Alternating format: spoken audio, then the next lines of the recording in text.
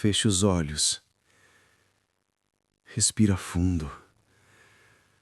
Deixa essa história entrar no seu subconsciente. Relaxa o corpo e deixa a minha voz te guiar. A história começa agora.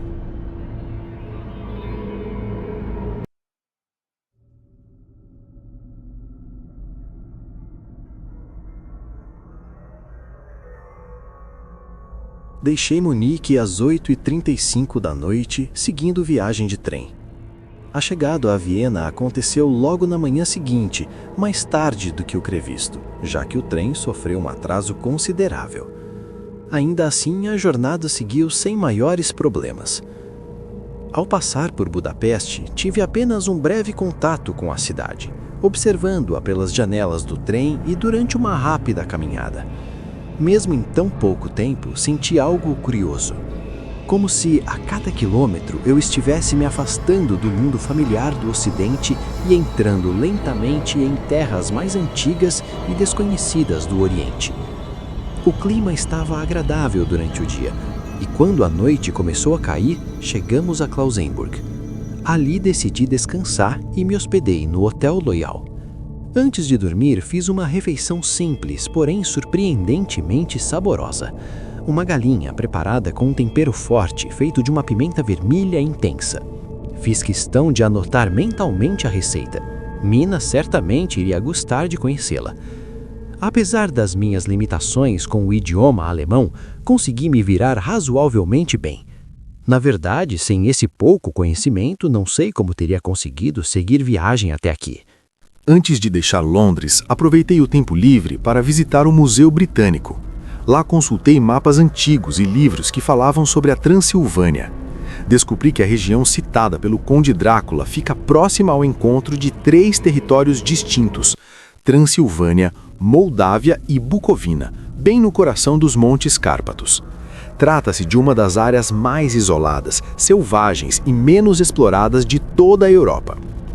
Não consegui identificar com precisão a localização exata do Castelo do Conde, mas confirmei que Bidstritz, a cidade mencionada por ele, é um local real e bastante conhecido.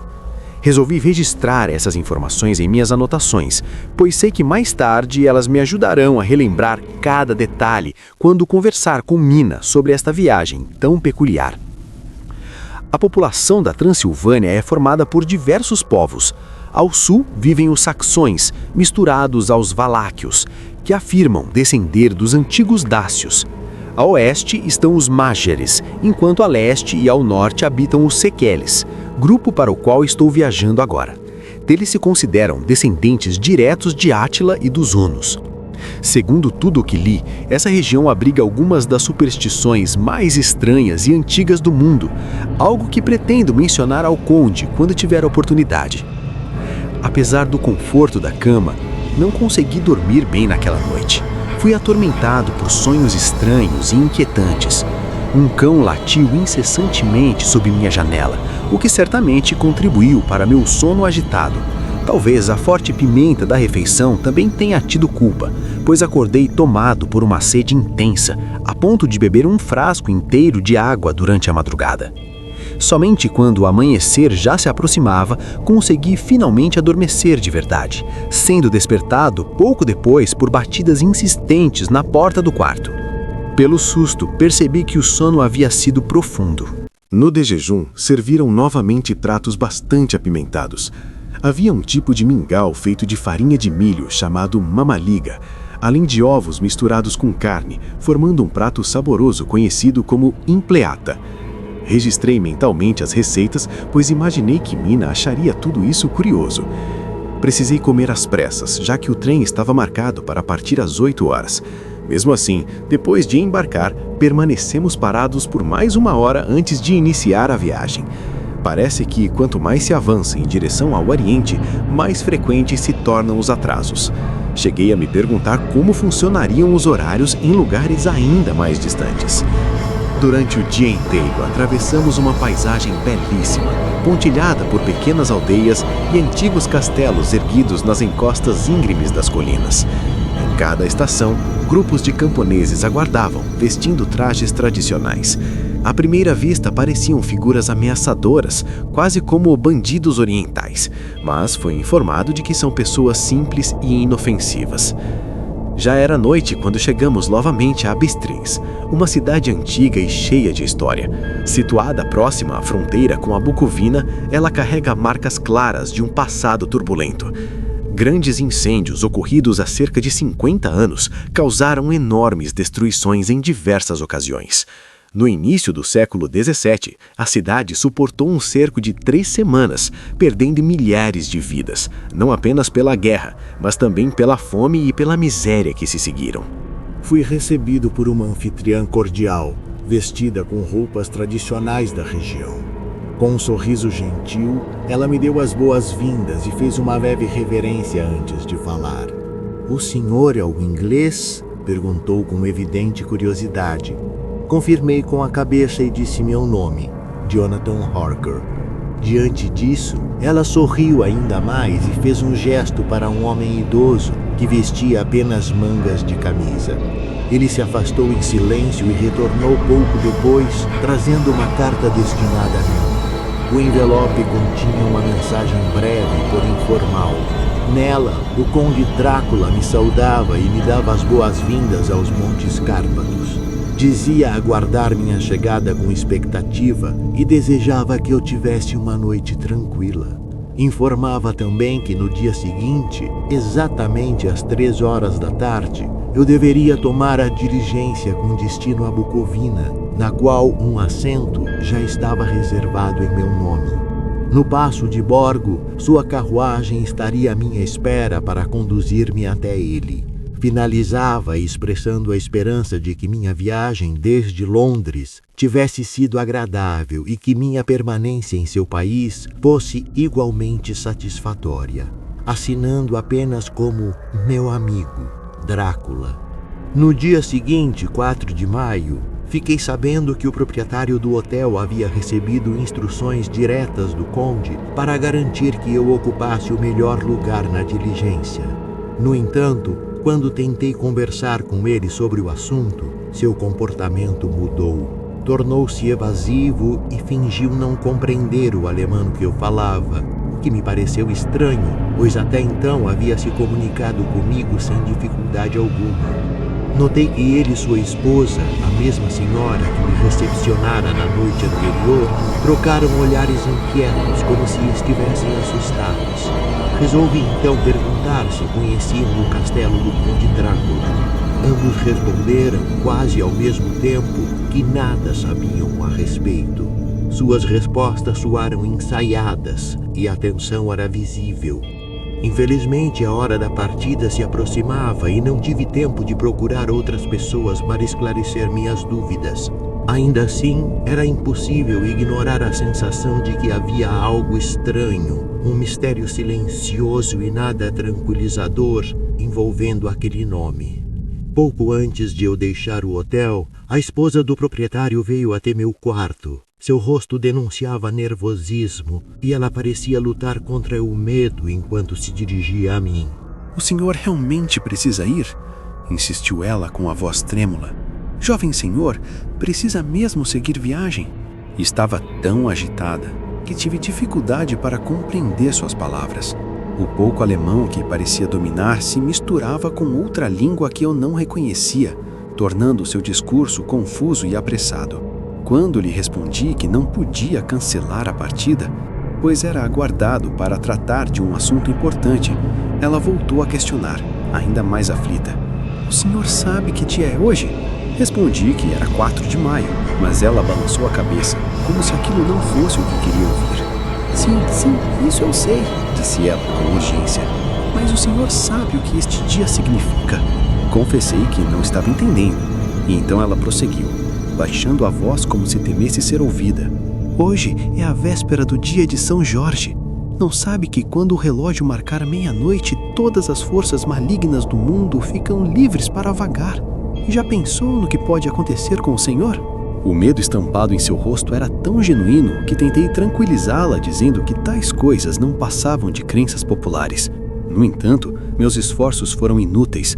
dominada pelo pavor, acabou se ajoelhando diante de mim, juntando as mãos como em oração, implorando para que eu não seguisse viagem. Suplicava que eu ficasse ao menos por mais 1 ou 2 dias. Ela implorava que eu permanecesse por mais 2 dias. Sua atitude começou a me parecer exagerada, quase absurda, e acabei perdendo a paciência. Reafirmei com firmeza que compromissos profissionais importantes exigiam que eu seguisse viagem sem demora. Diante disso, a mulher se levantou lentamente, enxugando as lágrimas. Em seguida, retirou de si um pequeno crucifixo e estendeu-o em minha direção. Como membro da igreja anglicana, hesitei. Sempre considerei esse tipo de objeto como algo próximo da idolatria, mas, ao mesmo tempo, não tive coragem de recusar. A boa intenção daquela senhora era evidente, assim como o estado de aflição em que se encontrava. Creio que ela percebeu minha indecisão, pois não esperou resposta. Aproximou-se e colocou o crucifixo em meu pescoço com as próprias mãos, murmurando em tom suplicante: "Pela memória de sua mãe." Logo depois, deixou o quarto em silêncio. Escrevo estas linhas enquanto aguardo a chegada da diligência, que, como de costume, encontra-se atrasada. Ainda trago o crucifixo pendurado ao pescoço. Não sei dizer se é por causa dele ou se o nervosismo da dona do hotel acabou me afetando, mas sinto-me estranhamente inquieto, diferente do que custou ser. Há uma sensação desconfortável que não consigo afastar. Se este diário chegar às mãos de Mina antes do meu retorno, deixo aqui meu adeus. A diligência está se aproximando. Consegui captar algumas palavras da conversa entre o cocheiro e a dona do hotel. Elas se repetiam com frequência e soavam estranhas, pois eram ditas em línguas diferentes. A curiosidade falou mais alto e retirei da mala meu dicionário poliglota para tentar compreendê-las. O resultado não foi nada animador. As palavras que encontrei significavam coisas inquietantes. Uma delas fazia referência direta ao demônio, outra ao inferno, outra ainda designava um feiticeiro. Havia também 2 termos semelhantes, vindos de idiomas diferentes, mas com o mesmo significado: criaturas associadas a lobisomens ou vampiros. Anotei mentalmente tudo isso, decidido a perguntar ao conde mais tarde sobre tais crenças populares. Quando finalmente partimos, notei que todas as pessoas reunidas diante da estalagem, e eram muitas, fizeram sinais estranhos em minha direção. Algumas se benzeram, outras fizeram gestos com as mãos como se tentassem me proteger de algo invisível. Após alguma insistência, consegui que um dos passageiros me explicasse o motivo daquilo. No início, ele se mostrou relutante, mas ao saber que eu era inglês, resolveu falar. Disse que se tratava de um costume antigo, uma forma de afastar o mal-olhado. Não foi nada agradável iniciar a viagem dessa maneira, rumo a um lugar desconhecido, para encontrar alguém de quem nada sabia além do nome. Ainda assim, a preocupação sincera demonstrada por todos acabou me tocando. Havia ali uma bondade simples, quase comovente em seus gestos e olhares. Pouco depois, a beleza da paisagem começou a dominar meus pensamentos. Montanhas imponentes, florestas profundas e caminhos sinuosos se estendiam diante de nós, fazendo com que aqueles temores supersticiosos se afastassem, ao menos por um tempo. Talvez não tivesse sido tão fácil esquecê-los se eu compreendesse plenamente a língua que eles falavam ao meu redor. Meus companheiros de viagem. Diante de nós estendiam-se encostas verdejantes, margeadas por florestas e bosques, e no alto das colinas agitavam-se pomares ou casas residenciais de alguma fazenda. Apesar da estrada ser íngreme, a carruagem seguia com uma pressa que eu não podia compreender, mas era evidente que o cocheiro queria chegar o mais depressa possível a Borgo. Eu fora informado de que aquele caminho é excelente no verão, mas que ainda não fora reparado depois dos danos sofridos durante o inverno. Sob esse aspecto, é diferente dos caminhos dos Cárpatos em geral, pois é uma velha tradição que os mesmos sempre estejam em mau estado. O caminho parecia infindável. e o sol foi descendo cada vez mais pelo horizonte, e as sombras da noite começaram a aproximar-se. De vez em quando passávamos por tchecos e eslovacos com seus pitorescos trajes, mas notei que infelizmente o bósio era muito comum. Algumas vezes as ladeiras eram tão íngremes que, apesar da pressa do nosso cocheiro, os cavalos tinham de retardar o passo. Eu quis descer e acompanhar a carruagem a pé, como costumamos fazer em nossa terra, mas o cocheiro não permitiu. Não, disse ele, não deve andar a pé aqui, os cães são muito bravos. E acrescentou, visivelmente com a intenção de fazer gracejo, pois olhou em torno para ver o sorriso aprovador dos outros. E o senhor ainda pode ter de se haver com muita coisa desse gênero antes de se deitar. A única parada que fez foi momentânea, para acender os faróis. Quando escureceu de todo, a agitação entre os passageiros tornou-se grande. A carruagem avançava a grande velocidade, mas ainda assim os viajantes incitavam o cocheiro a avançar ainda mais depressa. Este, brandindo seu comprido chicote, açoitava os cavalos e os estimulava aos gritos. As montanhas pareciam aproximar-se. A estrada tinha melhorado. Estávamos entrando no Passo de Borgo. Um a um, vários dos passageiros ofereceram-me presentes, obrigando-me a aceitá-los de modo tão afável que não admitia recusa. Eram presentes esquisitos, não resta dúvida, mas todos oferecidos com boa vontade, com uma palavra de carinho, uma bênção e aquela mistura estranha de movimentos supersticiosos que eu vira diante do hotel de Bistritz. Depois, enquanto o cocheiro se debruçava sobre os animais e os cavalos galopavam pela estrada, os passageiros procuravam olhar através das vidraças, sondando a escuridão. Era evidente que algo de muito excitante estava acontecendo, ou na iminência de acontecer, mas, embora eu tivesse perguntado a todos os passageiros, ninguém quis me dar uma explicação. Essa excitação se manteve durante algum tempo e, afinal, avistamos, diante da entrada do passo, do lado oriental.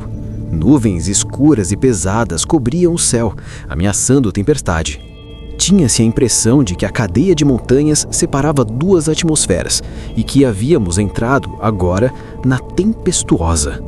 Comecei a procurar A condução que deveria me levar até o Conde ainda não havia aparecido. Expirei ansiosamente pelo brilho de faróis cortando a escuridão, mas tudo o que enxergava era a noite fechada.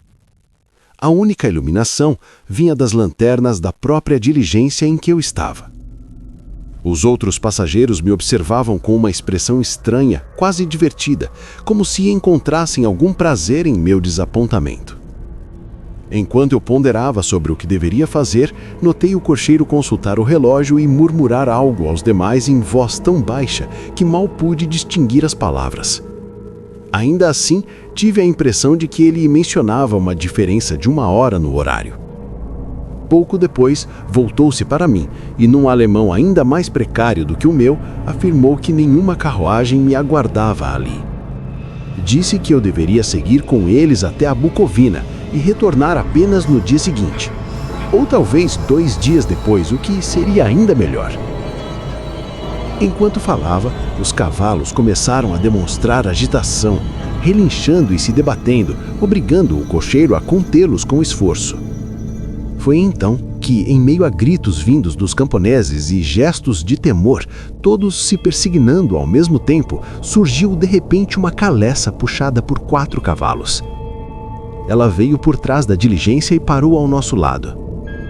À luz dos faróis, pude observar que os 4 animais eram completamente negros e de aparência magnífica. Quem os conduzia era um homem alto, de barba longa e castanha, usando um chapéu preto de abas largas que ocultava parcialmente seu rosto. Mesmo assim, não pude deixar de notar o brilho intenso de seus olhos, vivos e penetrantes. No entanto, senti algo pesado ser colocado sobre meus ombros. Um manto envolveu meu corpo e um xale foi ajeitado cuidadosamente sobre meus joelhos. Em seguida, o cocheiro falou comigo, agora em um alemão claro e correto. A noite está fria, mein Herr. Meu senhor, o conde, ordenou que eu cuidasse do senhor. Há uma garrafa de Slivovitz sob o assento, caso deseje se aquecer. Não cheguei a beber, mas o simples fato de saber que a bebida estava ali trouxe-me um certo alívio. Ainda assim, eu me sentia confuso e tomado por um medo crescente. A carruagem avançava rapidamente quando, de repente, fez uma curva completa e entrou em outra estrada. Logo depois, repetiu a manobra. Tive a estranha sensação de que estávamos passando várias vezes pelos mesmos lugares. Ao observar com mais atenção, reconheci um ponto elevado da paisagem e percebi que minha impressão estava correta. Mesmo assim, não tive coragem de questionar o cocheiro. Se ele estivesse atrasando a viagem de propósito, protestar não adiantaria. A curiosidade, porém, fez com que eu quisesse saber as horas. Risquei um fósforo e consultei meu relógio. Faltavam apenas alguns minutos para meia-noite. Um calafrio percorreu meu corpo. As superstições associadas a esse horário, tão repetidas por todos que encontrei, ganharam novo peso depois das experiências recentes. Esperei então por algo indefinido, mas inquietante. Pouco depois, ouvi o latido distante de um cão. Outros responderam, um após o outro, até que o vento suave que soprava pelo passo trouxe até mim um uivo longo e selvagem, vindo de tão longe que parecia ecoar das próprias montanhas. Ao ouvir aquele som, os cavalos ficaram agitados, mas o cocheiro falou-lhes em tom calmo, quase tranquilizador, e eles se aquietaram. Então, mais distante ainda, surgiram novos uivos, mais fortes e agudos, vindos de ambos os lados das montanhas. O efeito foi imediato, tanto em mim quanto nos animais. Senti um impulso quase incontrolável de saltar da carruagem e fugir. Os cavalos se empinaram e relincharam, obrigando o cocheiro a usar toda a sua força para dominá-los. Após alguns minutos, meus ouvidos começaram a se acostumar àquele aterrador som, e os cavalos, embora ainda tremessem, se acalmaram a ponto de permitir que o cocheiro descesse da carruagem. Ele se colocou diante deles, acariciando-os e falando-lhes em voz baixa, quase como um sussurro, da mesma forma que dizem agir os domadores mais experientes. O efeito foi surpreendente. Os animais permaneceram imóveis, ainda nervosos, mas obedientes. Então, o cocheiro voltou ao seu lugar e fez a carruagem avançar em grande velocidade. Dessa vez, ao alcançar a extremidade do passo, virou bruscamente para um caminho estreito que fazia uma curva fechada para a direita. Árvores altas cercavam a estrada e grandes rochedos surgiam novamente de ambos os lados. Embora estivéssemos relativamente protegidos, era possível ouvir o assobio do vento entre as pedras. O frio se intensificou e a neve começou a cair, fina e leve. O vento ainda trazia o eco distante dos latidos, cada vez mais fracos, enquanto os uivos dos lobos pareciam se aproximar perigosamente. Temi que os cavalos sentissem o mesmo pavor que me dominava, mas o cocheiro permanecia impassível. Seu olhar se movia constantemente para a esquerda e para a direita, como se observasse algo que eu não conseguia enxergar no meio da escuridão absoluta. De repente, percebi um brilho azulado à margem esquerda da estrada. O cocheiro notou a luz no mesmo instante.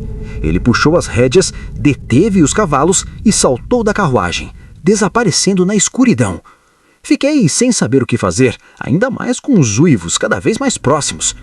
Antes que eu pudesse reagir, ele reapareceu, subiu novamente ao assento e, sem dizer palavra, retomamos a viagem.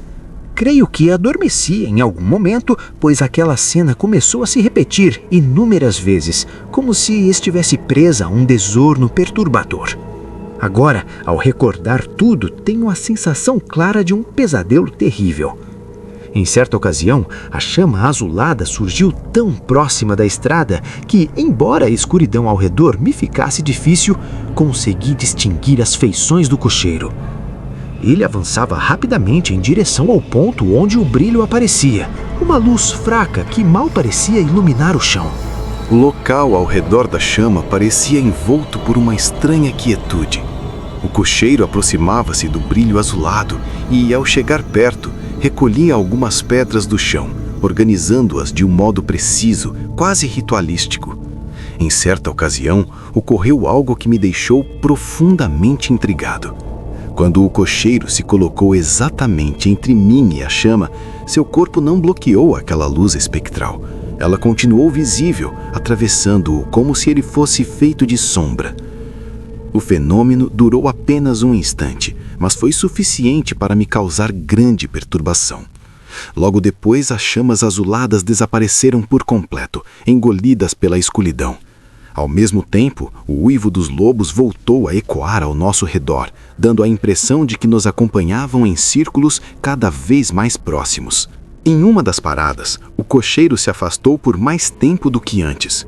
Durante sua ausência, os cavalos começaram a relinchar e a se agitar de forma desesperada. Não compreendi de imediato a razão, pois naquele momento os uivos haviam cessado por completo.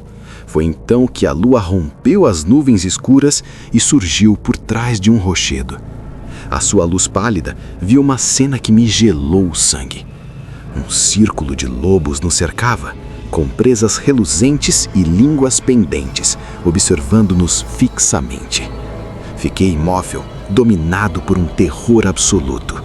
De repente, todos os lobos começaram a uivar ao mesmo tempo, como se a lua exercesse sobre eles uma influência estranha e poderosa.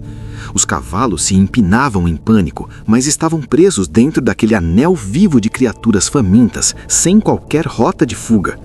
Desesperado, gritei chamando o cocheiro. Compreendi que a única chance seria romper o cerco.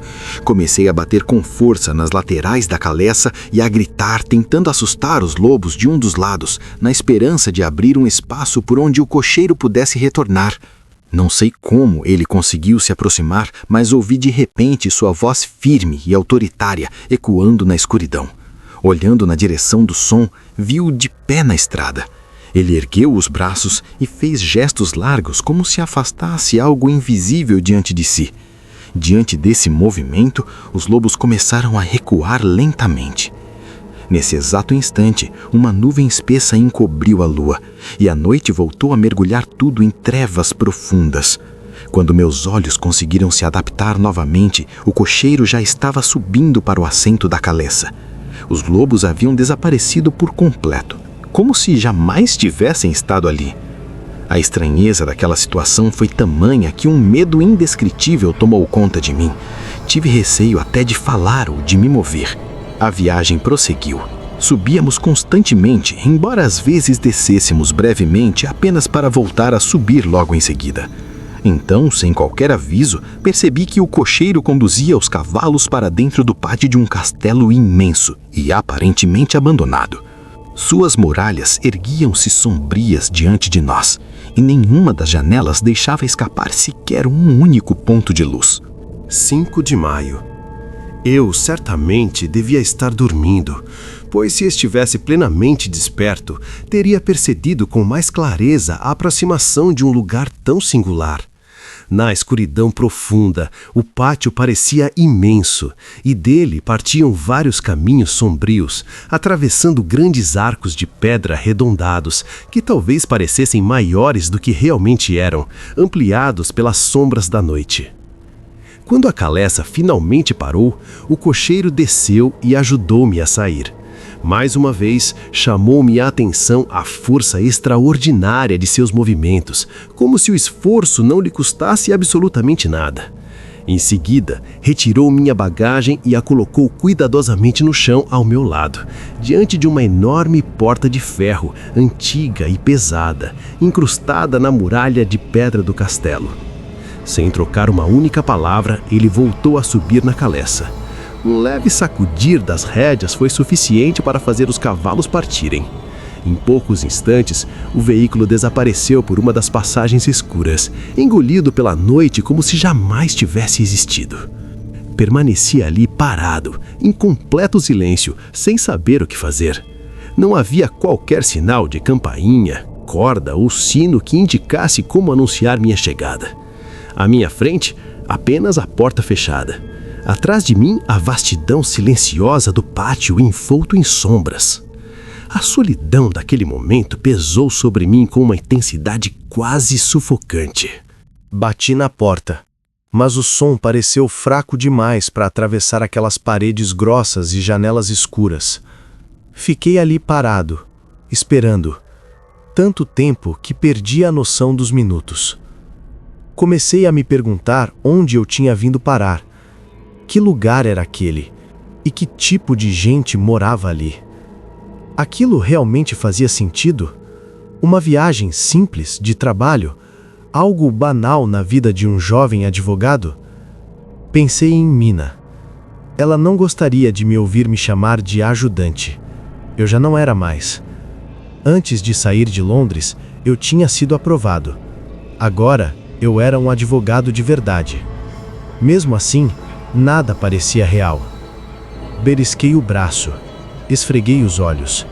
Por um instante, tive certeza de que aquilo tudo era apenas um pesadelo estranho e que eu acordaria em minha própria cama. Mas não acordei. Eu estava desperto. Ali, nos Cárpatos. Sem alternativa, decidi esperar o amanhecer. Foi então que ouvi passos, pesados, lentos, vindo de trás da porta. Uma chave antiga girou na fechadura, rangendo como algo que não era usado havia muito tempo. A porta se abriu. Na minha frente estava um homem alto, muito velho, sem barba, com um longo bigode branco. Vestia-se todo de preto. Na mão, carregava uma lâmpada antiga, cuja luz fraca projetava sombras enormes nas paredes. Ele fez um gesto educado com a mão, convidando-me a entrar, e falou, em inglês perfeito, mas com um tom estranho, difícil de explicar. Seja bem-vindo à minha casa. Entre, por sua livre vontade. Ele não se mexeu. Ficou parado, rígido, como uma estátua. Quando finalmente atravessei a porta, ele avançou de repente e apertou minha mão. O aperto era forte demais, e sua pele fria, gelada, como a mão de alguém que não devia estar vivo. Seja bem-vindo, disse novamente.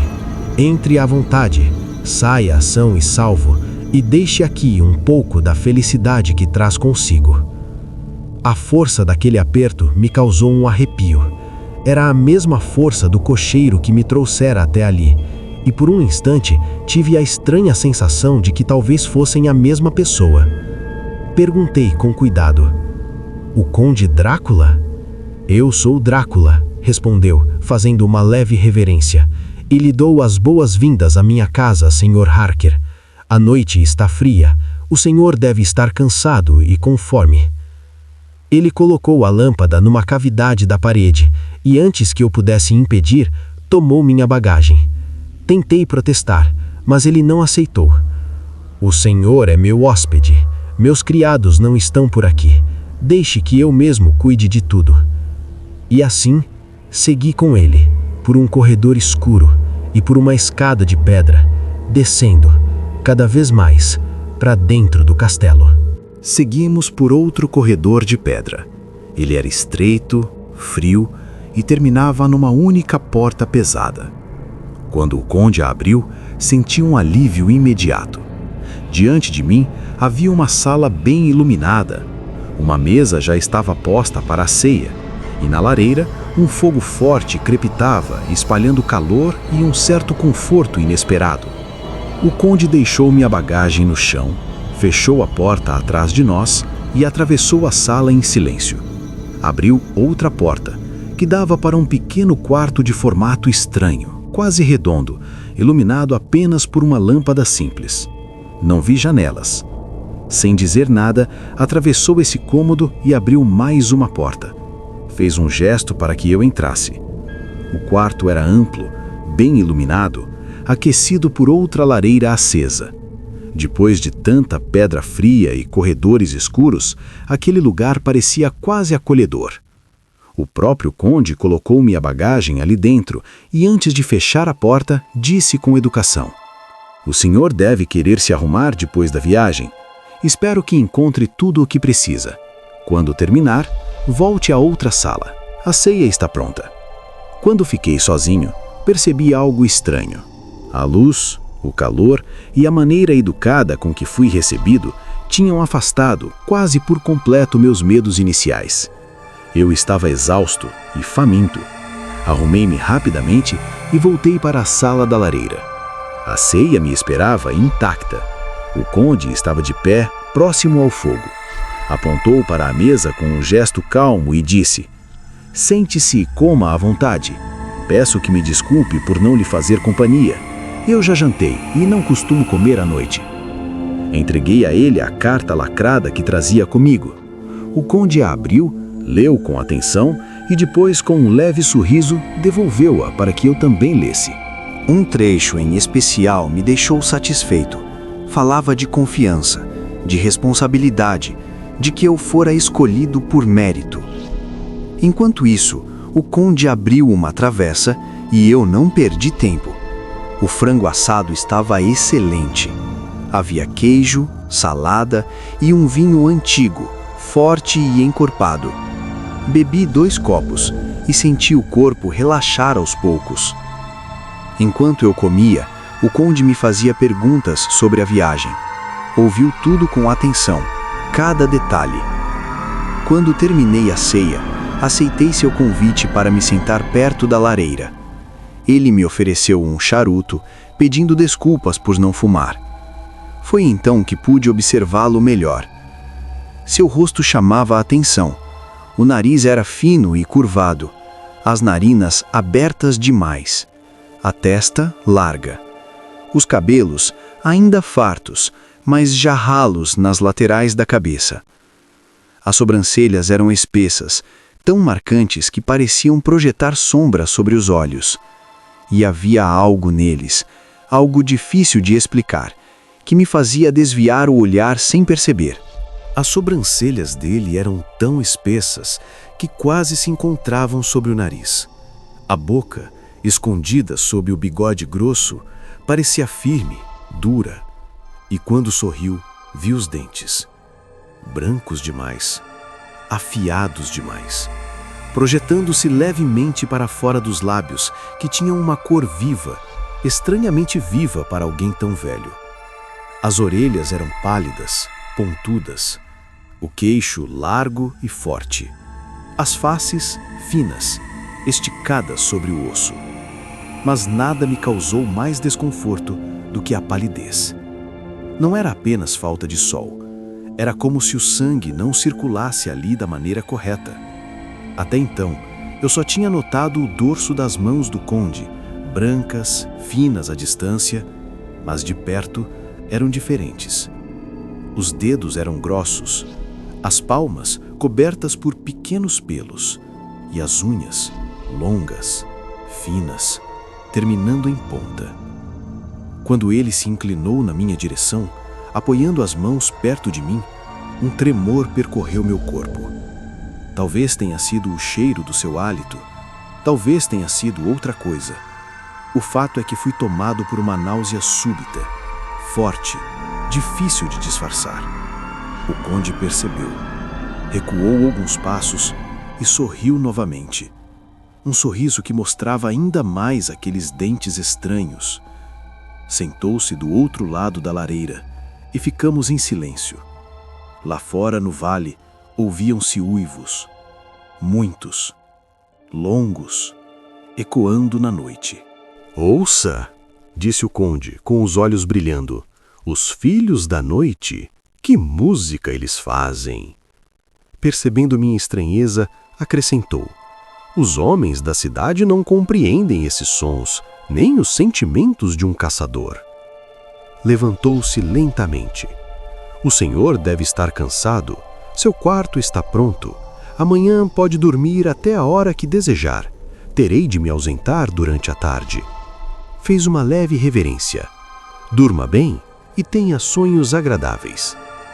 Abriu a porta do pequeno aposento octogonal e eu entrei em meu quarto, sozinho. Meu espírito, porém, não estava em paz. Havia contradições demais, medo demais, pensamentos estranhos que eu evitava encarar. Que Deus me proteja, ao menos por aqueles que amo. No dia seguinte, acordei revigorado. Dormira profundamente. Ninguém me chamara. Vesti-me e fui até a sala onde jantara na noite anterior. Sobre a mesa, encontrei uma refeição fria e café ainda quente, como se tivesse acabado de ser preparado. Havia também um cartão simples, curto, direto. Precisei me ausentar. Não me espere. D. O castelo estava em silêncio. E eu, completamente sozinho. Quando terminei a refeição, procurei alguma campainha para chamar os criados e mandar retirar a mesa. Não encontrei nenhuma. Aquilo me chamou a atenção. A casa demonstrava riqueza por todos os lados, mas, ao mesmo tempo, havia nela faltas estranhas, contradições difíceis de ignorar. O serviço de mesa era de ouro, trabalhado com tanto detalhe que devia valer uma fortuna. As cortinas e tapeçarias também eram luxuosas, mas velhas, algumas até com cheiro de mofo. Em nenhum dos aposentos encontrei um espelho, nem mesmo no quarto onde eu me arrumava. Para fazer a barba e pentear os cabelos, precisei usar o pequeno espelho que trouxera na mala. Até então, eu não tinha visto um único criado, nem ouvido qualquer som humano no castelo. Nada, além do uivo distante dos lobos. Depois de algum tempo, sem saber o que fazer, decidi procurar algo para ler. Não queria andar pelo castelo sem permissão do conde. No quarto não havia livros, nem jornais, nem papel para escrever. Abri a porta e dei de cara com uma espécie de biblioteca. Ali finalmente senti certo alívio. Havia muitos livros em inglês. No centro, uma mesa coberta de revistas e jornais de Londres, nenhum recente. Os livros tratavam dos mais variados assuntos. Até um guia da cidade de Londres estava ali. Enquanto eu folheava os volumes, a porta se abriu. O conde entrou. Cumprimentou-me com cordialidade e disse: "Fico satisfeito que tenha encontrado este lugar. Tenho certeza de que há aqui muita coisa que lhe interessará." Apontou para os livros. "Estes companheiros têm sido bons amigos para mim. Desde que pensei em ir para Londres, eles me fizeram companhia por muitas horas. Através deles, aprendi a conhecer sua Inglaterra, e conhecê-la é amá-la." Havia algo intenso em sua voz. Anseio por caminhar pelas ruas cheias de gente, misturar-me à multidão, participar da vida, das mudanças e até da morte. Fez uma breve pausa. "Infelizmente, só conheço seu idioma através dos livros. Quero aprendê-lo melhor, com o senhor." Sorri, tentando tranquilizá-lo. "Mas o senhor fala inglês perfeitamente, conde?" Ele inclinou a cabeça com um leve sorriso. "Agradeço suas palavras, mas ainda não é o bastante." Insisti. "Na verdade, o senhor fala magnificamente." Ele balançou a cabeça devagar. "Não, sei que se fosse a Londres agora, ninguém me tomaria por estrangeiro, mas isso não me satisfaz. Aqui sou nobre, sou conhecido, sou senhor. Em terra estrangeira, um estrangeiro não é ninguém." Seus olhos pareciam distantes. "Quero ser como os outros, que ao me ouvirem falar, ninguém pense, é um estrangeiro. Fui senhor por muito tempo e continuaria sendo. Ou, ao menos, ninguém seria meu senhor." Aproximou-se um pouco mais. "O senhor não veio apenas como representante de meu amigo Peter Hawkins para tratar da propriedade em Londres. Espero que fique comigo por algum tempo, para que, conversando, eu possa aprender o verdadeiro sotaque inglês. Corrija-me sempre que errar, mesmo nos menores detalhes." Fez então um gesto cortês. "Peço desculpas por minha ausência. Tive muitos assuntos importantes a resolver e sei que saberá me perdoar." O castelo permanecia silencioso. E mais uma vez, tive a sensação inquietante de que aquele homem planejava algo muito maior do que apenas uma mudança para Londres. Naturalmente concordei e pedi licença para entrar à vontade naquele aposento. O conde respondeu com tranquilidade: "O senhor pode ir aonde quiser no castelo, exceto, é claro, onde as portas estiverem trancadas. Não se esqueça de que estamos na Transilvânia. Aqui os costumes são diferentes dos da Inglaterra e o senhor verá muitas coisas que lhe parecerão estranhas." Percebi que ele estava disposto a conversar. Aproveitei.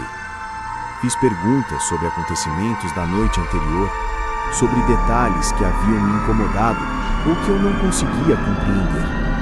Às vezes ele desviava do assunto, fingindo não entender, mas na maior parte do tempo respondia com franqueza. Criei coragem. Perguntei sobre algo que não saía da minha cabeça. O fado de o cocheiro ter parado justamente nos lugares onde apareciam aquelas chamas azuladas. O conde respondeu com naturalidade. Dizem que na véspera do dia de São Jorge surgem chamas azuis nos lugares onde há tesouros enterrados. Fez uma breve pausa, como se escolhesse as palavras. Esta terra foi disputada por séculos. Valáquios, saxões, turcos, todos lutaram por ela. Pouquíssimos palmos deste solo não foram regados com sangue, de patriotas ou de invasores. Seu tom era calmo, quase orgulhoso. Quando austríacos e húngaros invadiram o país, os homens da terra lutaram nas montanhas e quando o inimigo venceu, encontrou muito pouco. O que havia de valor foi escondido no solo. Perguntei intrigado, mas esses tesouros ficaram escondidos por tanto tempo, se era tão fácil encontrá-los? O conde sorriu. Um sorriso lento que deixou à mostra seus dentes longos e pontudos. Os camponeses são medrosos, respondeu. Essas chamas só aparecem numa única noite. E nessa noite, ninguém desta região tem coragem de sair de casa. Em seguida, mudou de assunto com naturalidade. Mas falemos de Londres e da minha futura residência. Percebi meu descuido e fui até o quarto buscar os documentos na mala.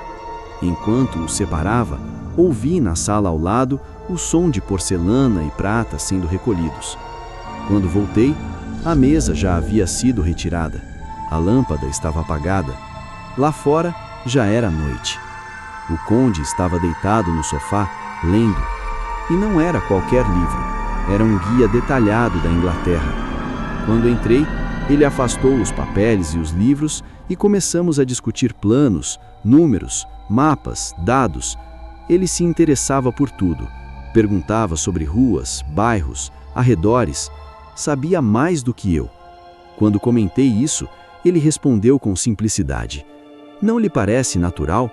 Quando eu estiver lá, meu amigo Jonathan Harker não estará mais ao meu lado para me orientar. Sem dúvida estará em Exeter, a muitas milhas de distância. Enquanto falava, seus olhos permaneciam atentos, como se Londres já estivesse muito mais próxima do que eu imaginava. Eu trabalhava nos documentos jurídicos junto com meu amigo Peter Hawkins. Nosso objetivo era finalizar a compra de uma propriedade chamada Carfax, em Purfleet, para o conde. Expliquei tudo com cuidado. O conde assinou os papéis e eu escrevi uma carta para enviá-los ao Sr. Hawkins.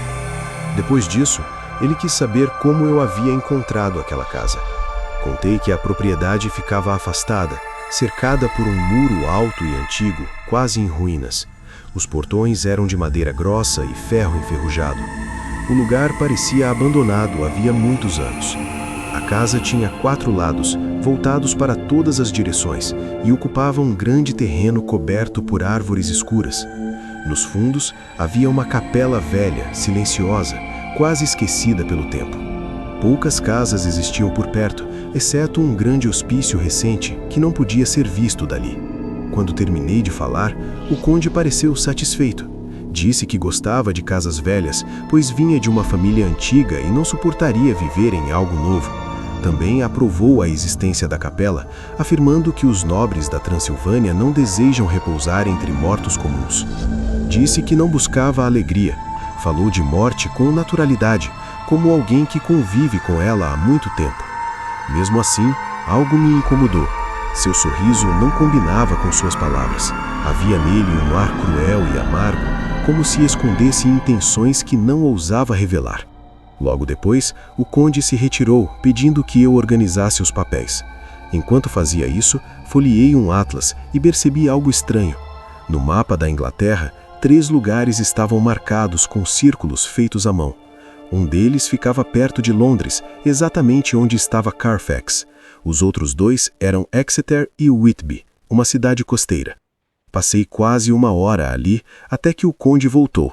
Comentou com um tom irônico que eu estava sempre preso aos livros e me chamou para a ceia. A mesa estava pronta. Mais uma vez, ele não comeu comigo, dizendo que já havia jantado. Ainda assim, ficou ali, observando-me e conversando, como na noite anterior, com aquele mesmo olhar atento e perturbador. Fumei, como na noite anterior, enquanto o conde permanecia ao meu lado, conversando e fazendo perguntas sobre muitos assuntos. Eu não estava com sono, pois havia descansado bem antes, mas sentia aquele desconforto estranho que surge quando a madrugada se aproxima. De repente, o canto agudo de um galo cortou o silêncio. O conde se levantou de um salto, visivelmente perturbado. Disse surpreso que já era madrugada outra vez e pediu desculpas por me manter acordado tanto tempo. Com uma reverência educada, retirou-se. Fui até meu quarto e abri as cortinas. Não havia quase nada para ver, apenas o céu cinzento sobre o pátio fechado. Voltei a fechá-las e comecei a escrever no meu diário. No dia seguinte, 8 de maio, confessei por escrito meu medo crescente. Algo naquele castelo me oprimia. Desejava estar longe dali, ou nunca ter entrado naquele lugar. A vida noturna estranha talvez estivesse afetando minha mente. O pior era a solidão. Não havia ninguém com quem falar, exceto o conde. E ele me causava inquietação. Cheguei a pensar que talvez fosse a única alma viva naquele castelo. Decidi me apegar aos fatos, temendo que, se deixasse a imaginação correr solta, acabaria enlouquecendo. Dormira pouco. Ao perceber que não conseguiria descansar mais, levantei-me. Prendi meu espelho de barbear na janela e comecei a me barbear. De repente, senti uma mão pesada em meu ombro e ouvi a voz do conde desejando bom dia. Fiquei chocado. Pelo espelho, eu via todo o quarto atrás de mim, mas não o tinha visto entrar. Nervoso, acabei me cortando levemente com a navalha, sem notar de imediato. Quando voltei a olhar para o espelho, a sensação foi ainda pior. Eu via todo o quarto refletido, menos o conde. Ele estava atrás de mim, mas não aparecia no espelho. O fato foi assustador, ainda mais por tudo o que eu já vinha sentindo perto dele. Neste instante, percebi o sangue escorrendo pelo meu queixo. Baixei a navalha e me virei para procurar algo com o que estancar o corte. Quando o conde viu o sangue, seus olhos arderam com uma fúria monstruosa. Seu rosto mudou. Num movimento brusco, ele estendeu as mãos, tentando agarrar meu pescoço. Minha mão tocou o rosário e o crucifixo encostou em meu peito. No mesmo instante, algo mudou. A fúria do conde desapareceu tão rápido que cheguei a duvidar do que tinha acabado de acontecer. Ele recuou e falou num tom calmo, quase frio, aconselhando-me a ter cuidado com cortes, pois, segundo ele, naquela região, ferimentos eram mais perigosos do que eu imaginava. Então, pegou o espelho com desprezo e o chamou de objeto inútil da vaidade humana. Sem hesitar, abriu a janela pesada e o lançou para fora. O espelho se despedaçou nas pedras do pátio lá embaixo. Em seguida, saiu do quarto em silêncio, sem sequer olhar para trás. Quando tive certeza de que era um prisioneiro, uma raiva sufocante tomou conta de mim. Passei horas correndo pelo castelo, subindo e descendo escadas, tentando abrir cada porta que encontrava. Todas resistiam, nenhuma cedia. Depois de muito tempo, voltei exausto. Minha atitude me pareceu absurda, quase insana. Eu agira como um animal encurralado, debatendo-se sem rumo dentro de uma armadilha. Quando aceitei que estava completamente indefeso, algo mudou. Sentei-me e forcei a mente a se acalmar. Passei a pensar com cuidado, tentando decidir qual seria o melhor caminho a seguir.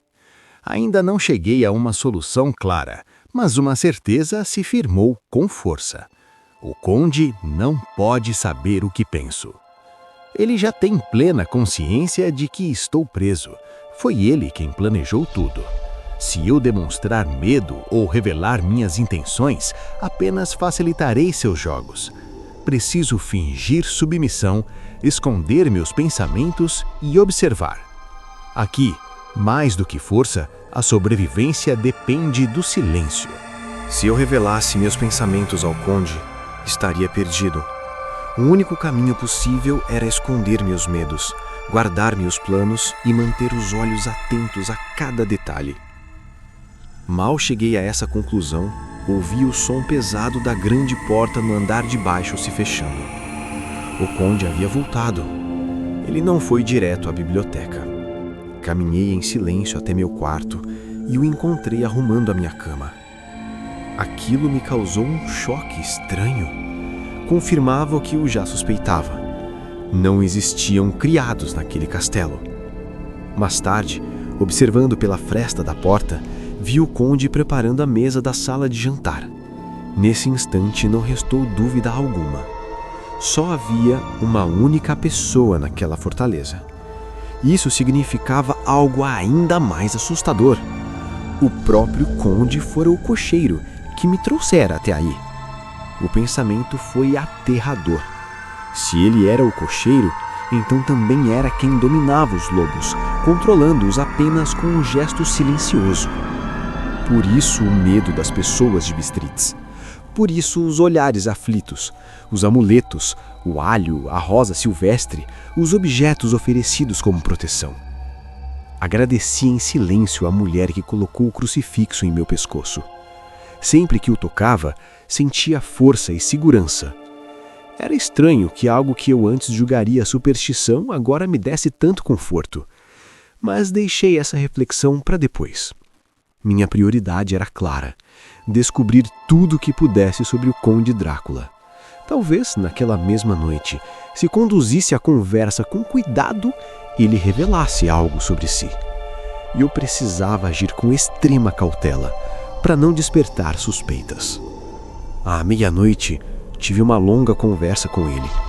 Perguntei sobre a história da Transilvânia e o conde se mostrou tomado por entusiasmo. Falava das batalhas como se tivesse estado presente nelas. Cada guerra, cada conquista parecia viva em sua memória. Disse que tinha orgulho de sua linhagem e falava de sua família como se fosse uma extensão de si mesmo.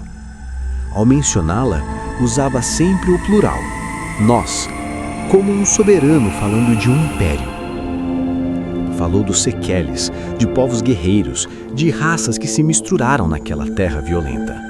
Citou deuses antigos, invasões, massacres, lendas de lobisomens e feiticeiras. Zombou das histórias de demônios, dizendo que nenhum monstro se comparava a Átila, cujo sangue, segundo ele, ainda corria em suas veias. Enquanto falava, não parecia apenas um homem contando história. Soava como alguém que pertencia àquilo tudo, como se o passado ainda respirasse dentro dele. E eu ouvi, atento, sabendo que cada palavra podia ser uma pista ou um aviso. O conde continuou falando com orgulho de sua linhagem. Lembrou Drácula, que atravessou o Danúbio e derrotou os turcos em sua própria terra. Disse que esse mesmo nome inspirou outro guerreiro de sua raça, que voltou inúmeras vezes ao campo de batalha, mesmo sozinho, enquanto seus homens eram massacrados. Segundo ele, esse Drácula sabia que, no fim, venceria sozinho. Muitos diziam que pensava apenas em si mesmo, mas o conde desprezava essa crítica. Para ele, camponeses nada são sem um líder. Ainda assim, afirmou que os tempos de guerra haviam passado e que nos dias atuais o sangue se tornara algo precioso demais para ser desperdiçado em épocas de paz fraca e vergonhosa. Já quase amanhecia quando fomos dormir. Antes de sair, o conde me fez um aviso estranho. Disse que se eu deixasse aqueles aposentos, não deveria dormir em nenhuma outra parte do castelo. Afirmou que o lugar era antigo e que quem dormisse onde não conhecia teria sonhos terríveis. Aconselhou-me a voltar sempre ao meu quarto ou àquelas salas, onde, segundo ele, eu estaria seguro, mas deixou a ameaça no ar, sem concluir a frase. Entendi perfeitamente. Ainda assim, pensei que nenhum pesadelo poderia ser pior do que o mistério que já me cercava. Mais tarde, confirmei isso a mim mesmo. Não temia dormir longe dele. Coloquei o crucifixo junto à cama, esperando afastar qualquer horror invisível. Quando o conde se retirou, foi para o quarto. Passado algum tempo, com tudo em silêncio, saí novamente e caminhei até a escada de pedra voltada para o sul. Olhar para a imensidão do lado de fora me dava uma falsa sensação de liberdade, muito diferente da escuridão sufocante do pátio interno. Ao me inclinar pela janela, percebi um movimento no andar inferior, à esquerda. Pela posição, devia ser uma das janelas do quarto do conde. Afastei-me um pouco e observei com atenção. Vi então algo que gelou meu sangue. A cabeça do conde surgia para fora da janela. Não vi seu rosto, mas reconheci o pescoço, os ombros e, sobretudo, aquelas mãos inconfundíveis. No começo, observei com curiosidade. Qualquer coisa distrai um prisioneiro, mas logo o interesse virou repulsa absoluta. O corpo inteiro do conde saiu pela janela. Lentamente começou a descer pela parede, de cabeça para baixo, o manto balançando ao vento como asas enormes. Pensei que fosse uma ilusão do luar, mas não era. Seus dedos das mãos e dos pés se prendiam às pedras e ele se movia com rapidez, como uma lagartixa. Fiquei tomado pelo horror. Que tipo de ser era aquele? Homem ou algo que apenas imitava um homem? O medo daquele lugar ameaçava destruir minha razão. Sentia que não havia fuga e mal ousava continuar pensando. No dia 15 de maio, vi novamente o conde descer pela parede, da mesma forma monstruosa, desaparecendo muito abaixo por alguma janela ou abertura. Dessa vez percebi que ele saíra do castelo. Decidi aproveitar a chance. Voltei ao quarto, peguei uma lâmpada e comecei a testar todas as portas. Estavam trancadas, como eu já sabia, e as fechaduras eram novas, resistentes. Mas mesmo assim, desci pela escada de pedra até o vestíbulo por onde eu havia entrado pela primeira vez. Ali, percebi algo inquietante. Os ferrolhos e o cadeado podiam ser abertos com facilidade, mas a porta em si... A porta principal estava trancada e a chave havia desaparecido. Tudo indicava que ela estava no quarto do conde. Decidi ir procurá-la. Talvez aquela fosse minha única chance de fuga. Continuei explorando escadas e corredores, tentando abrir cada porta.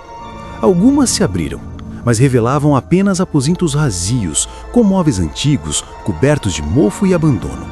Por fim, no alto de uma escada, encontrei uma porta que cedeu após um empurrão forte. Entrei numa ala desconhecida do castelo, mais afastada, situada um andar abaixo das áreas que o conhecia. O castelo se erguia sobre um rochedo alto, protegido por 3 lados. Ao leste, abria-se um vale profundo que levava às montanhas. Aquele setor parecia ter sido usado por damas nobres em tempos antigos. Os móveis eram mais confortáveis, menos rudes.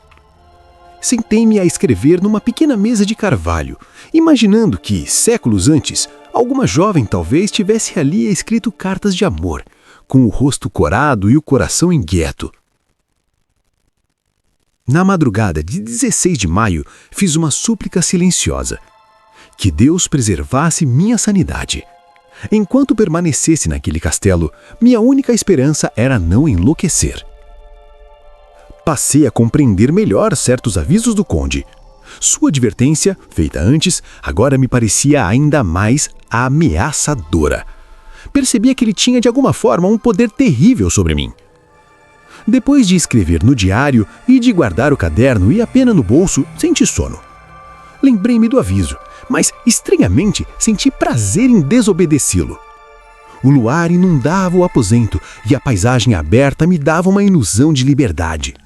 Decidi não voltar para os aposentos escuros naquela noite. Arrastei um grande divã até um canto de onde podia ver o sul e o leste. Acredito que adormeci. Mas o que aconteceu depois foi tão vívido que duvido ter estado dormindo. Eu não estava sozinho. O aposento permanecia igual, iluminado pela lua, e no chão ainda se viam as marcas de meus passos na poeira. Diante de mim surgiram 3 jovens mulheres. Pela postura e pelas roupas, pareciam damas de alta nobreza. Achei que fosse sonho. A lua estava atrás delas, mas não projetavam sombra alguma. Aproximaram-se lentamente, observaram-me em silêncio e sussurraram entre si. 2 eram morenas, com traços semelhantes aos do conde, olhos escuros e intensos, quase avermelhados à luz pálida. A terceira era loira, de olhos azuis profundos. Seu rosto não parecia familiar, embora não conseguisse lembrar de onde. Todas tinham dentes muito brancos, brilhando entre lábios vermelhos. A presença delas despertava em mim uma sensação terrível e contraditória. Atração e medo, misturados de forma perturbadora. Meu coração disparou e senti um desejo perigoso, quase irresistível, de que se aproximassem ainda mais. Os lábios delas eram vermelhos demais para parecerem humanos. Sei que não deveria registrar isso. Um dia a Mina poderá ler estas páginas, mas preciso ser honesto. Depois de cochicharem entre si, as 3 mulheres riram. A risada era clara e musical, porém forte demais, impossível de vir de gargantas humanas. A mulher loura inclinou a cabeça com um gesto provocador. As outras a incentivaram. Uma disse que ela deveria começar. A outra acrescentou que haveria beijos suficientes para todas. Fiquei imóvel, os olhos quase fechados, preso entre o desejo e o pavor. A loura se aproximou, curvou-se sobre mim e senti seus lábios tocarem meu pescoço. Logo depois, percebi 2 dentes agudos pousando ali. Fechei os olhos, tomado por uma estranha e perigosa expectativa, com o coração disparado. Então tudo mudou. Senti outra presença. Abri os olhos e vi o conde tomado por uma fúria aterradora. Sua mão segurava o pescoço da mulher loura com força brutal. Seus olhos ardiam como fogo. Nunca imaginei ver tamanha raiva, nem mesmo em criaturas infernais. Ele a repreendeu, acusando-a de ousar tocar em mim quando fora proibida. Ordenou que todas recuassem e declarou com voz dura que eu lhe pertencia. Advertiu-as de que sofreriam as consequências se não obedecessem. A loura respondeu com uma gargalhada cruel, dizendo que ele jamais amara. As outras riram junto, tão alto que quase perdi os sentidos. O conde então me encarou longamente e falou em tom baixo. Disse que também sabia amar e que quando não precisasse mais de mim, elas poderiam fazer o que quisessem. Por ora, ordenou que fossem embora. Uma delas perguntou, rindo, se não haveria nada para aquela noite, apontando para um saco jogado no meio da sala. O volume se mexia, como se algo vivo estivesse dentro. O conde assentiu.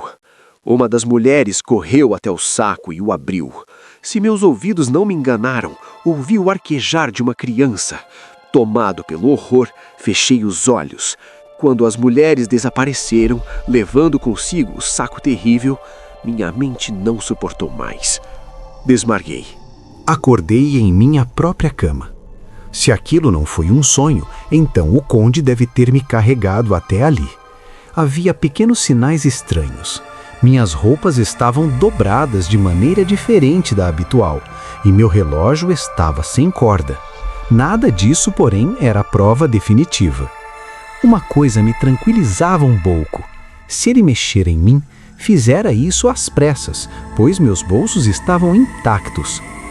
No dia 18 de maio, desci novamente durante o dia, decidido a confirmar a verdade. Ao chegar à porta no alto da estrada, encontrei-a trancada por dentro. Meu medo se confirmou. Aquilo não fora um sonho. Em 19 de maio, compreendi que minha situação era grave. Na noite anterior, o conde, com extrema educação, pedira que eu escrevesse 3 cartas. A primeira deveria dizer que meu trabalho estava quase concluído. A segunda, que eu partiria na manhã seguinte. A terceira afirmaria que eu já havia deixado o castelo e chegado a Bistritz. Sabia que enfrentá-lo seria loucura, e eu estava completamente sob seu poder. Minha única chance era ganhar tempo. Concordei fingidamente e perguntei quais datas deveria colocar.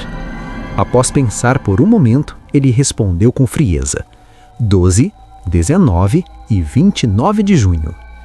Pedi ajuda a Deus.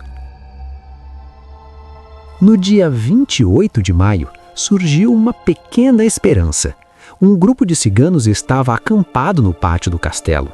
Talvez por meio deles eu pudesse enviar notícias à Inglaterra. consegui falar com alguns através da janela. Eles me cumprimentaram com gestos respeitosos, mas não conseguia entender suas palavras. Mesmo assim, escrevi as cartas. Uma para Mina em taquigrafia, explicando a situação, sem revelar os horrores que me cercavam. Outra para o Mr. Hawkins, pedindo apenas que se encontrasse com ela. Se as cartas não chegassem ao destino, pelo menos o conde não saberia o quanto eu já compreendia. Atirei os envelopes pela janela junto com uma moeda de ouro, indicando que deveriam ser postados. O homem que os apanhou levou-os ao peito e se curvou em sinal de respeito. Algum tempo depois, o conde apareceu. Sentou-se calmamente ao meu lado e, com uma tranquilidade assustadora, abriu 2 cartas. Disse com voz serena que os ciganos as haviam entregado a ele. Mostrou-me. Uma era a carta destinada a Peter Hawkins. A outra, ao abrir e perceber os símbolos estranhos, ele a fechou imediatamente. O conde olhou para a carta em taquigrafia e seus olhos brilharam de forma sinistra. Disse que aquilo era um insulto à amizade e à hospitalidade. Observou que a carta não estava assinada e afirmou friamente que isso não tinha importância. Sem qualquer pressa, lançou o envelope e o papel na chama da lâmpada, observando-os virar cinzas. Em seguida, mudou o tom e afirmou que enviaria a carta destinada a Hawkins, pois fora escrita por mim. Pediu desculpas por tê-la aberto e perguntou com falsa delicadeza se eu gostaria de sobrescrevê-la novamente. Não tive escolha. Peguei a carta, coloquei-a no envelope e escrevi o endereço outra vez. Quando o conde saiu, ouvi o clique suave da chave girando na fechadura. Pouco depois, tentei abrir a porta. Estava trancada. 1 ou 2 horas mais tarde, ele retornou e precisou me acordar. Eu havia adormecido no sofá. Falou comigo com gentileza, dizendo que eu parecia cansável e que deveria descansar, pois ele teria muito o que fazer naquela noite. Garantiu que eu dormiria bem. Fui para meu quarto e, de modo estranho, dormi profundamente sem sonhos. No dia 31 de maio, ao acordar, resolvi pegar papel e envelopes para carregá-los comigo. Foi então que tive outra surpresa desagradável. Todos os papéis haviam desaparecido, assim como minhas anotações de documentos. Até mesmo minhas roupas, o terno da viagem e o sobretudo tinham sumido. Em 17 de junho, enquanto estava sentado na cama, ouvi o som de chicotes e cascos de cavalos além do pátio. Corri até a janela e vi 2 grandes carretões, cada um puxado por 8 cavalos, guiados por eslovacos com trajes típicos. Corri para a porta acreditando que poderia alcançá-los pelo vestíbulo. Mais uma decepção, a porta estava trancada por fora. Gritei da janela. Os homens olharam na minha direção, confusos, mas ignoraram meus apelos. Na madrugada de 24 de junho, antes do amanhecer, o conde me deixou cedo e novamente me trancou no quarto. Pouco depois, fui até a escada e observei pela janela voltada para o sul. Após algum tempo, vi algo se mover na janela do quarto do conde. Recuei, atento, e então o vi sair. Senti um choque profundo ao perceber que ele usava o terno com o que eu havia viajado. Percebi então que era o mesmo terno com que eu viajara ao castelo e que ele levava às costas o horrível saco que eu vira no aposento das mulheres. Não havia engano possível. O plano era claro: fazer com que os habitantes da região atribuíssem a mim os crimes que ele estava prestes a cometer. Decidi esperar seu retorno e permaneci longo tempo à janela. Aos poucos, notei pequenas manchas flutuando sobre a luz da lua. Fitá-las provocou em mim um torpor estranho, quase agradável, uma calma perigosa. Encostei-me, exausto. De repente, uivos de cães ecoaram no vale. As manchas começaram a se transformar, girando lentamente, assumindo contornos indefinidos. Já não pareciam poeira, mas figuras espetrais dançando no ar. Um pavor súbito me dominou. Afastei-me às pressas e me tranquei no quarto, onde me senti um pouco mais seguro. Cerca de 2 horas depois, ouvi um ruído vindo do quarto do conde, um choro breve, logo abafado. Sentei-me na cama em desespero, depois de tentar inutilmente abrir a porta. Enquanto ali permanecia, ouvi gritos dilacerantes no pátio. Corri até a janela. Havia uma mulher desgrenhada diante do portão, braços estendidos, o rosto tomado pela dor. Ao me ver, gritou com fúria e desespero: "Monstro, devolva meu filho!" Caiu de joelhos e repetiu o pedido, numa súplica que me rasgou o coração. Então, do alto, talvez da torre, ouvi a voz do conde, um sussurro duro, metálico, como se não fosse humano. O chamado foi respondido à distância. Logo, o uivo dos lobos cercou o castelo. Em poucos instantes, uma matilha surgiu das sombras e se lançou sobre a mulher. Tudo terminou rapidamente. Fiquei paralisado. Que farei? Como escapar desta tortura? Na manhã de 25 de junho, ainda não vi o conde à luz de dia. Será que ele dorme enquanto os outros vivem, apenas para caminhar quando todos repousam? Se ao menos pudesse entrar em seu quarto, mas a porta permanece sempre fechada. Há, porém, um meio, se eu tiver coragem. Por que não imitá-lo? Por que não alcançar sua janela como ele faz, desafiando o abismo? As chances são mínimas, mas minha situação é ainda pior. Vou tentar. Que Deus me ajude. Adeus, Mina, se eu falhar. Adeus, meu amigo e segundo pai. Adeus, Mina. Mais tarde, no mesmo dia, Deus me protegeu. Voltei são e salvo a este quarto. Agi enquanto a coragem ainda me sustentava. Fui até a janela voltada para o sul, tirei os sapatos e me lancei ao caminho mortal. Durante todo o percurso, não ousei olhar para baixo. Conhecia a distância e a direção da janela do conde e avancei como pude, agarrando-me às mínimas saliências da pedra. Não senti vertigem. Talvez o desespero fosse maior que o medo, e o tempo pareceu suspenso enquanto eu avançava, passo a passo, rumo ao desconhecido. Posso mandar buscá-la mais tarde? Respondi, sentindo crescer em mim uma coragem desesperada. O conde sorriu lentamente, um sorriso que não continha humor algum, apenas uma certeza cruel. Não se incomode com isso, meu amigo, disse ele. Tudo será providenciado no devido tempo. Confie em mim. Nada mais respondeu. Seu olhar bastou para encerrar a conversa. Compreendi que qualquer insistência seria inútil e talvez perigosa. Retirei-me em silêncio. Passei aquela última noite no castelo num estado de vigília febril, alternando entre a esperança absurda de libertação e o medo de que tudo não passasse de mais um ardil. A cada ruído, meu coração disparava, temendo ver novamente aquelas mulheres ou sentir a presença invisível do conde se aproximando-se. Ao amanhecer, ouvi movimento no pátio, o som de vozes rudes, de rodas rangindo, de animais sendo guiados. Os ciganos haviam chegado, como o conde prometera. Observei-os pela janela, tentando gravar cada detalhe, como se isso pudesse me assegurar que o mundo humano ainda existia. Pouco depois, minha porta foi destrancada. O conde apareceu, perfeitamente calmo, trajando roupas escuras, com o rosto mais pálido que nunca, mas sereno. "Está pronto", disse ele. "Sua jornada começa agora." Desci as escadas com ele, sentindo que cada degrau me afastava de um pesadelo que ainda assim não tinha certeza de estar realmente terminando. No vestíbulo, minha bagagem estava ali, intacta, como se jamais tivesse sido tocada.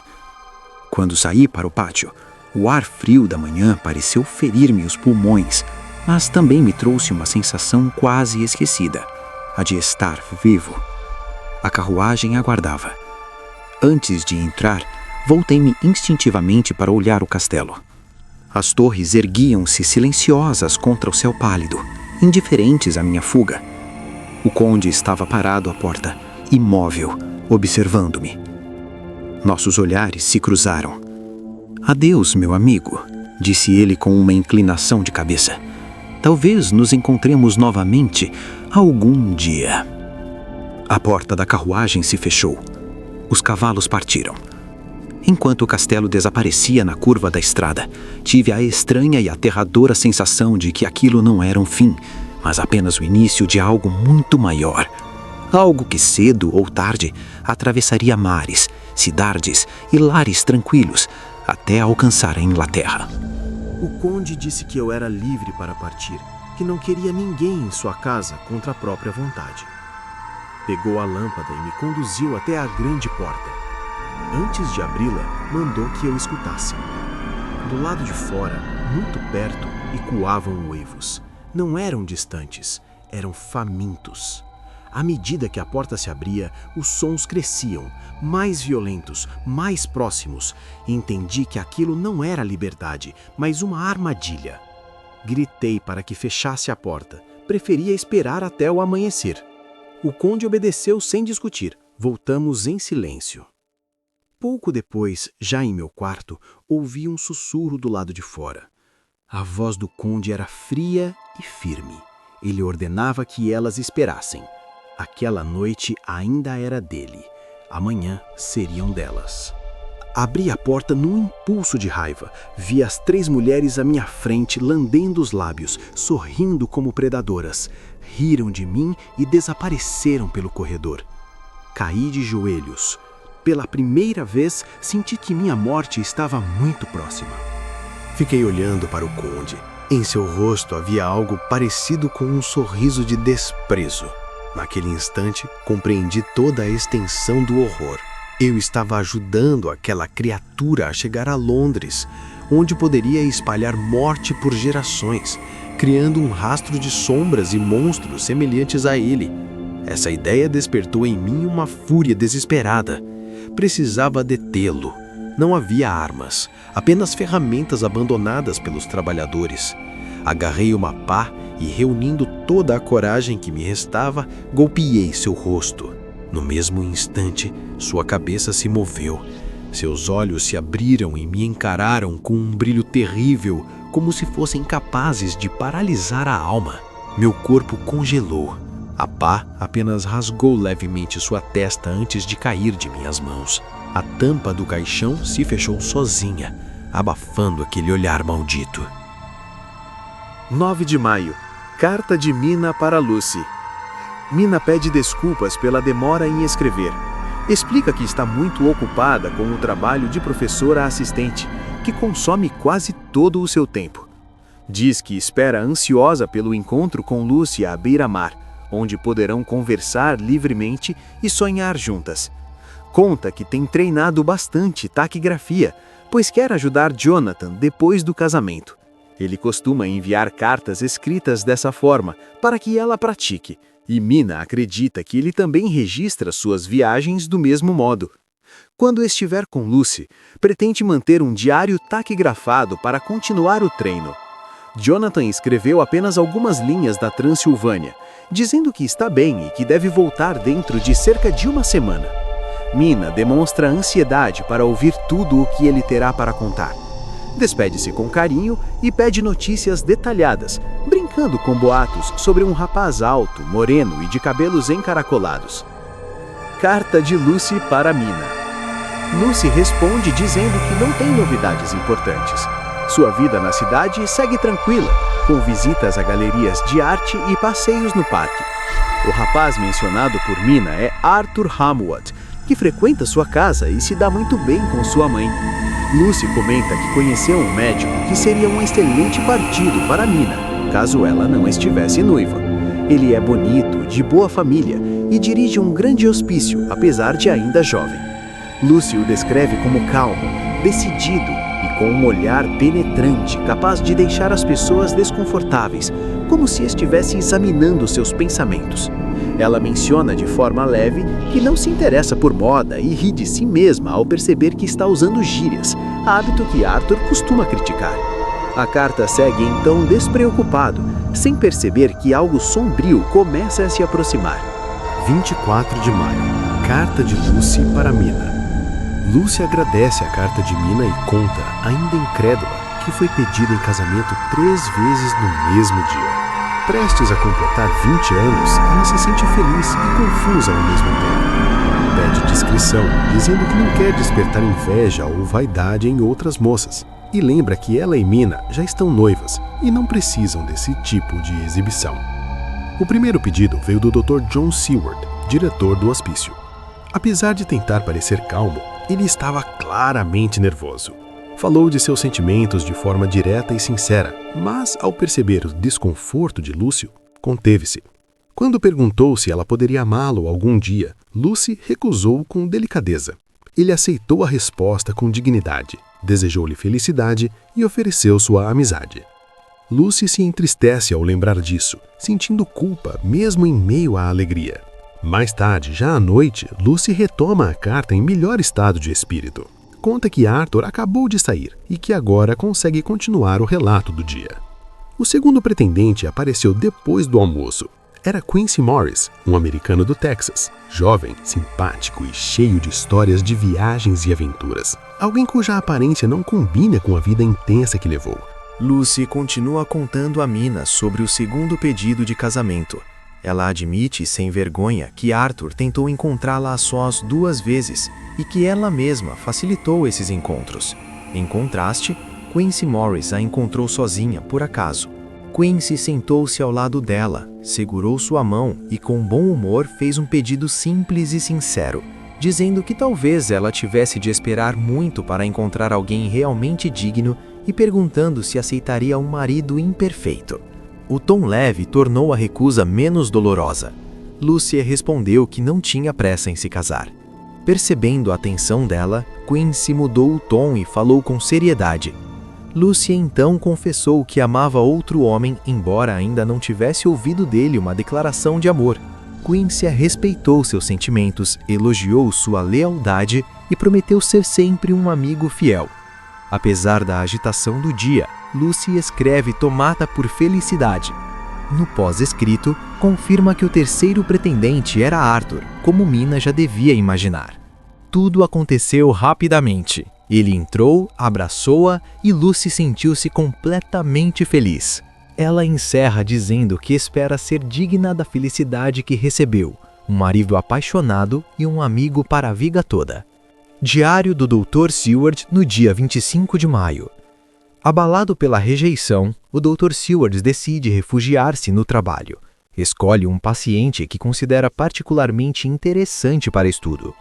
Ele descreve R.M. Rainfield, de 59 anos, homem de temperamento sanguíneo, forte fisicamente, sujeito a períodos de depressão e ideias fixas. Seward o considera potencialmente perigoso, embora não egoísta, e observa que homens egoístas costumam ser menos perigosos justamente por pensarem em si mesmos.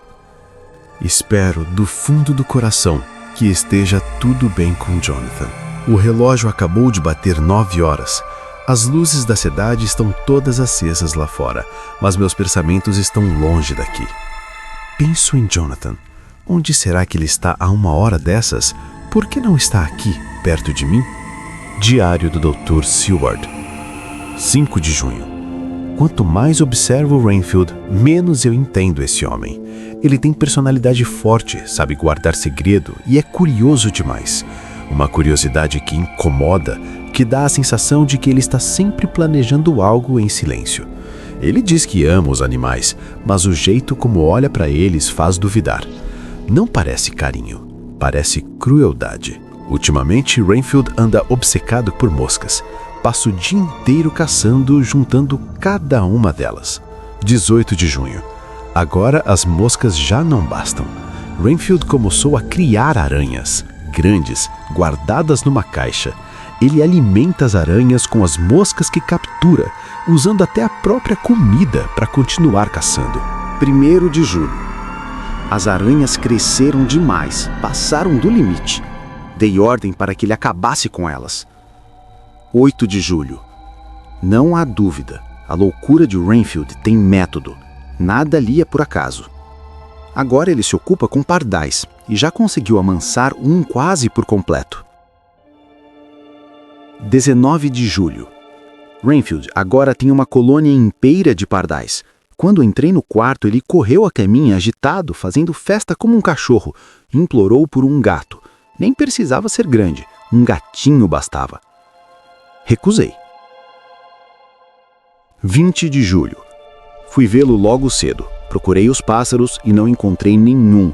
Perguntei onde estavam. Renfield, sem virar o rosto, disse que tinham fugido, mas o quarto contava outra história. Havia penas espalhadas pelo chão, e no travesseiro, uma gota de sangue. 11 horas. O guarda me chamou às pressas. Renfield tinha passado mal, vomitou muitas penas. Acha que ele comeu os pássaros crus com pena e tudo. 11 da noite. Dei um remédio forte para fazê-lo dormir. Renfield não é apenas um louco. Há algo errado, profundamente errado, crescendo dentro dele. É uma espécie estranha, diferente de tudo que já vi. Vou até inventar um nome para isso. Maníaco que se alimenta de vida. O que ele quer é simples e assustador: juntar o máximo de vida possível dentro de si. Primeiro, deu muitas moscas para uma aranha. Depois, deu muitas aranhas para um pardal. E então quis um gato, para poder devorar muitos pardais de uma vez. Tudo seguia uma lógica fria, como se cada vida fosse só um degrau para a próxima. Diário de Mina Murray, 26 de julho. Ando muito preocupada com Jonathan e com Lucy também. Fazia muito tempo que eu não tinha notícia de Jonathan, quando ontem o Sr. Hawkins, sempre tão gentil comigo, me mostrou uma carta dele. Era curta, dizia apenas que estava voltando. Mas havia algo errado. Aquela carta não parecia escrita por ele. A saúde de Lucy também me inquieta. Ela parece bem, animada até, mas voltou a andar dormindo pela casa.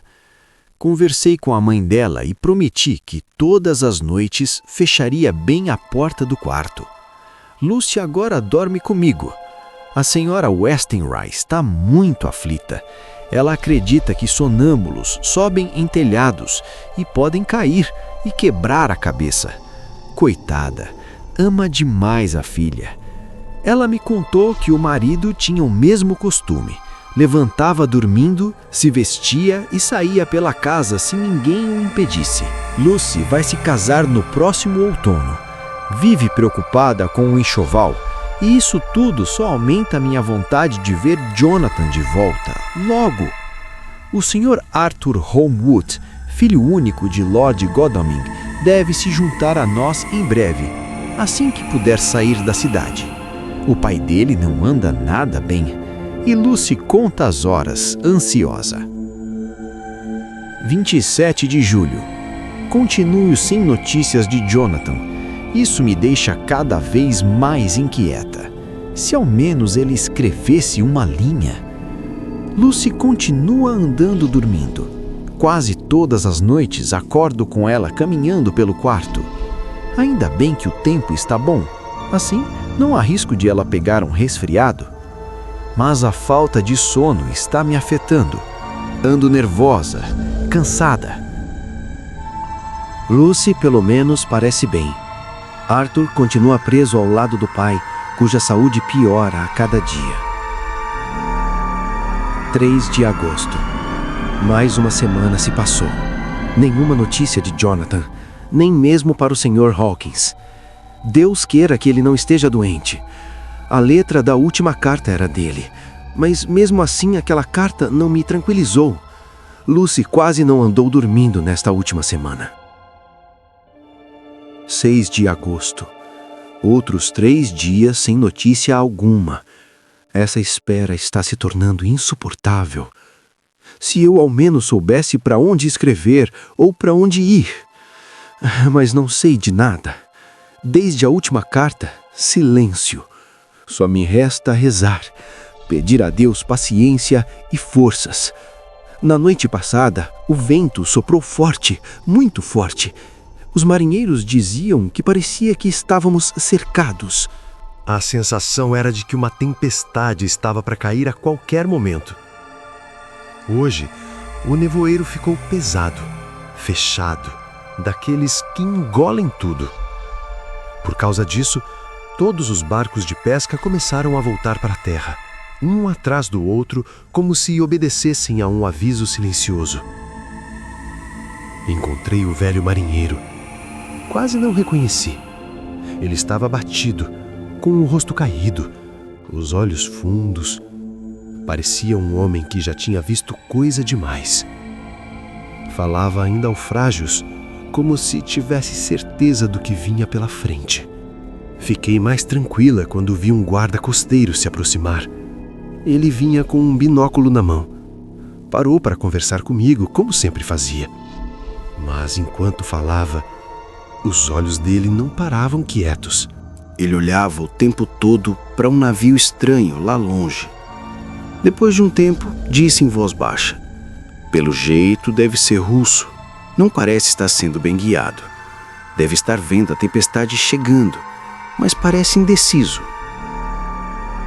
Não dá para saber se segue para o norte ou se tenta entrar aqui."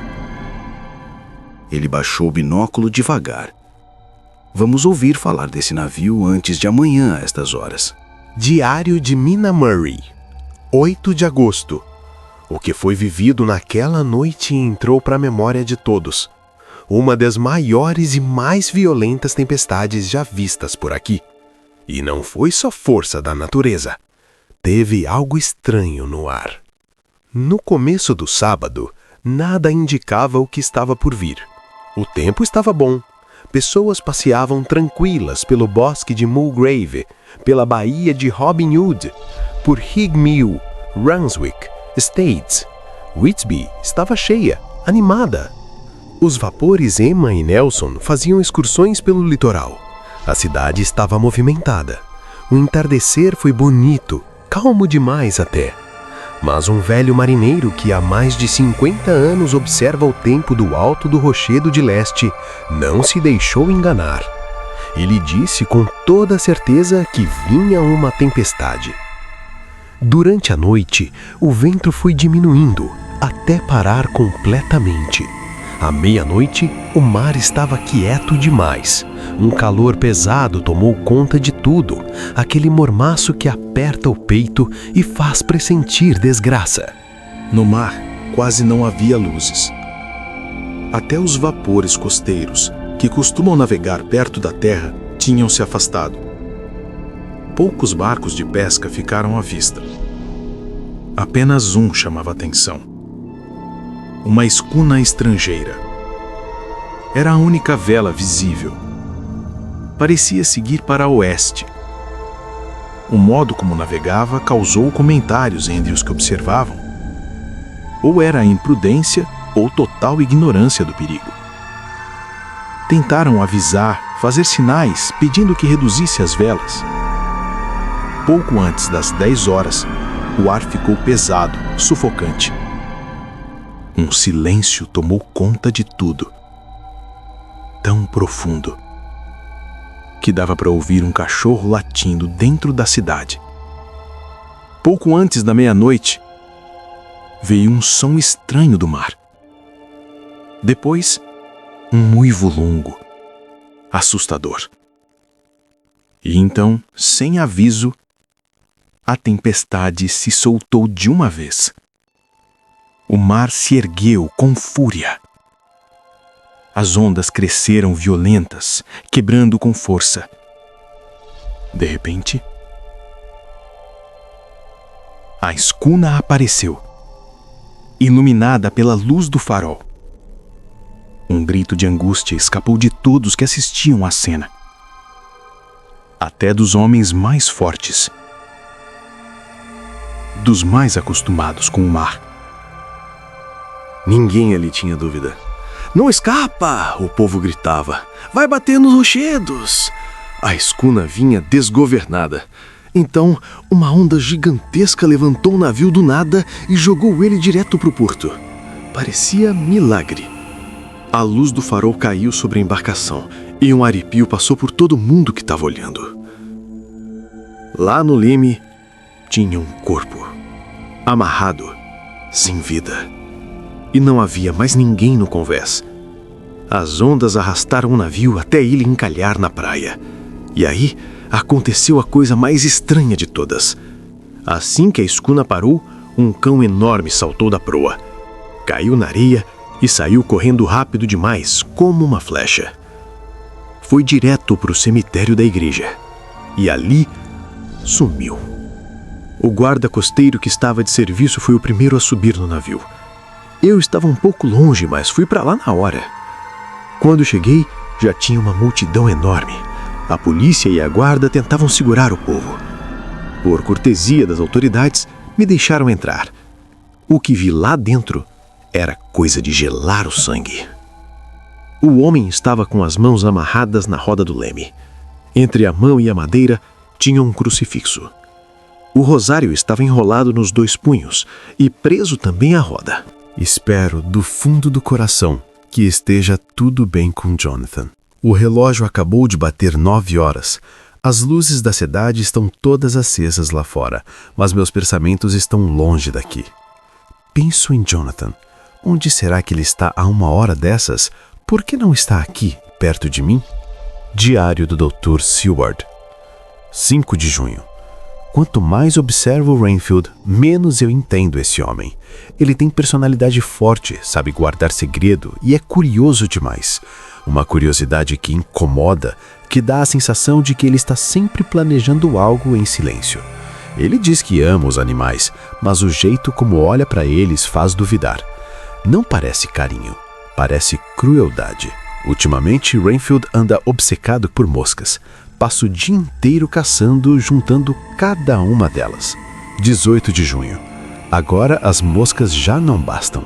Renfield começou a criar aranhas, grandes, guardadas numa caixa. Ele alimenta as aranhas com as moscas que captura, usando até a própria comida para continuar caçando.